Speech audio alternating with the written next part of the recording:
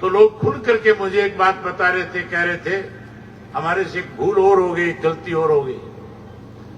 हम जिनको सत्ता सौंपना चाहते थे उन्होंने हमारे साथ विश्वासघात किया और खुल करके कहते थे कि अब की बार भारतीय जनता पार्टी को सत्ता में लाने में केवल 2 लोगों का हाथ है।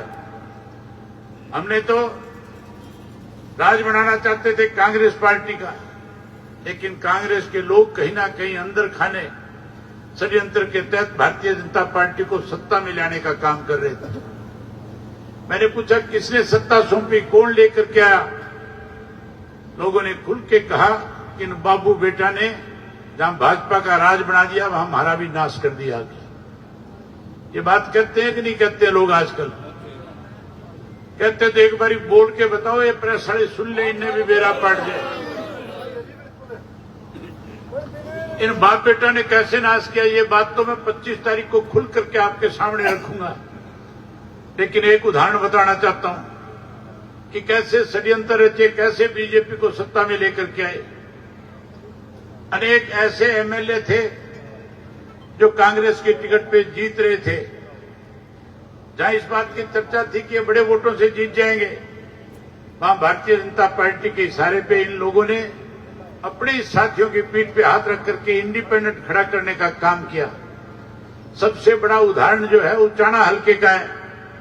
उचाना में बिरजेंद्र सिंह जो भूपेंद्र सिंह का बुआजी का लड़का है, उसको टिकट दिया गया था। वीरेंद्र सिंह के लड़के को टिकट दिया गया था। वीरेंद्र और भूपेंद्र आपस में मामे बुआ के भाई हैं।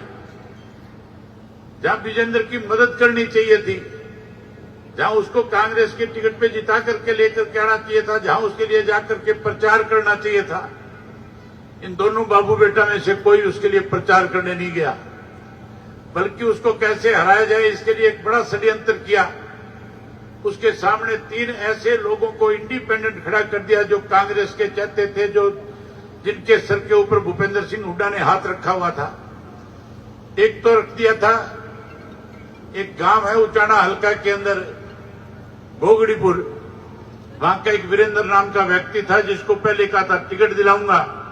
जब टिकट राहुल गांधी ने विजेंद्र को दे दी तो उसको कहा तो इंडिपेंडेंट खड़ा हो जा। दूसरा एक वहीं का संडील गांव का दिलबाग सिंह, उसको खड़ा कर दिया।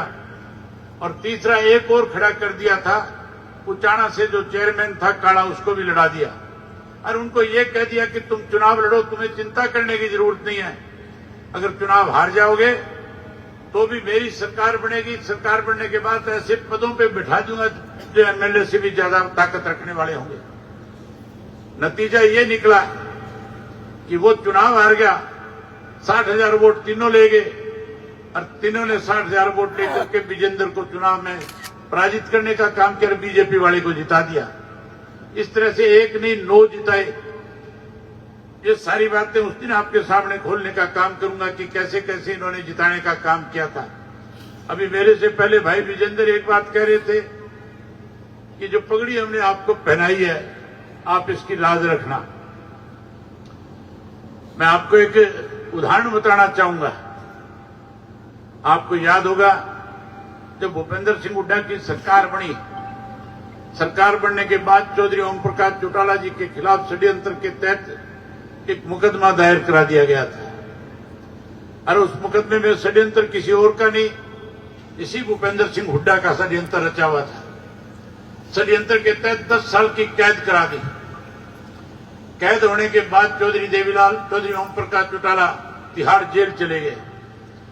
कांग्रेस का राज भी चला गया। भारतीय जनता पार्टी सत्ता में आ गई। भारतीय जनता पार्टी सत्ता में आ गई। मैं विपक्ष का नेता था। प्रधानमंत्री का एक गोल्डन जुबली का कार्यक्रम था। उस कार्यक्रम के अंदर, क्योंकि प्रदेश का कार्यक्रम था, मैं विपक्ष का नेता था, मुझे भी बुलाया गया था। जब मैं उस कार्यक्रम में शिरकत देने गया, शामिल होने के लिए गया, तो मुझे देश के प्रधानमंत्री मिले। मेरे कंधे पे हाथ रख करके मुझे पूछने लगे, चौटाला साहब का क्या हाल है?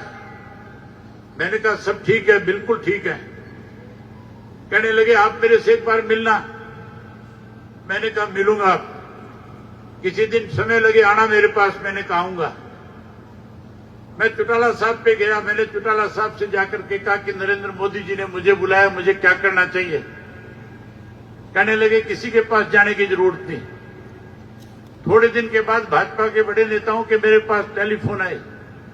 उन्होंने मुझे कहा कि आप एक बार नरेंद्र मोदी जी से मिल लो, कहीं ना कहीं आपकी मदद हो जाएगी, चौटाला साहब जेल से बाहर आ जाएंगे। मैंने चौटाला साहब से जाकर के फिर कहा कि मेरे पास बीजेपी के नेताओं के अनेक फोन आए हैं और उन्होंने कहा कि एक बार मोदी जी से मिल लिया जाए। कहने लगे कि मैंने कोई कत्ल नहीं किया, मैंने कोई डाका नहीं मारा, मैंने कोई गलत काम नहीं किया, मैंने कोई रिश्वत नहीं ली, मैंने 3206 बच्चों को नौकरी दी है और जो नौकरी दी है वो बच्चे आज भी सर्विस में हैं। इसलिए मैं किसी के दरवाजे पे नहीं जाऊंगा। हरियाणा प्रदेश के लोगों ने मेरे सर पे जो पगड़ी रखी थी उस वक्त, मैं उस पगड़ी को किसी के कदमों में रख करके अपमानित नहीं करना चाहता। ओम प्रकाश चौटाला अमर रहे, ओम प्रकाश चौटाला अमर रहे। उन्होंने कहा कि मैं इस पगड़ी की आन बान शान को किसी के कदमों में नहीं रखूंगा, 10 साल की कैद काट लूंगा, लेकिन इस पगड़ी का अपमान नहीं होने दूंगा। साथियों, मेरी रगों में भी उसी व्यक्ति का खून है जिसने 10 साल की कैद आपके लिए काट ली, लेकिन किसी के दरवाजे पे जाकर के आपकी पगड़ी का अपमान नहीं होने दिया। आप निश्चिंत रहो, आपकी दी इस पगड़ी को सदा बड़ा सम्मान देने का काम करूंगा। आपके बीच में हर वक्त खड़ा होकर के आपके दुख सुख का साथी बनने का काम करूंगा। आज तो केवल आपको निमंत्रण देने आया था, आपने मेरा निमंत्रण स्वीकार किया है। मैं उम्मीद करूंगा कि आप बहुत बड़ी संख्या के अंदर रोहतक की अनाज मंडी में पहुंच करके चौधरी देवीलाल के प्रति श्रद्धा सुमन अर्पित करोगे और एक देश को, प्रदेश को संदेश देने का काम करोगे कि आने वाले समय में जहां इस कांग्रेस धोखेबाज पार्टी को सत्ता से दूर कर देंगे, वहीं भारतीय जनता पार्टी को सत्ता से उखाड़ करके फेंक देंगे और इंडियन नेशनल लोकदल पार्टी की सरकार, चौधरी देवीलाल की नीतियों की सरकार बनाने का काम करेंगे। यही बात आपसे कहने आया था, आपने मेरी बात सुनी। आप सबका बहुत धन्यवाद। जय हिंद, जय हरियाणा।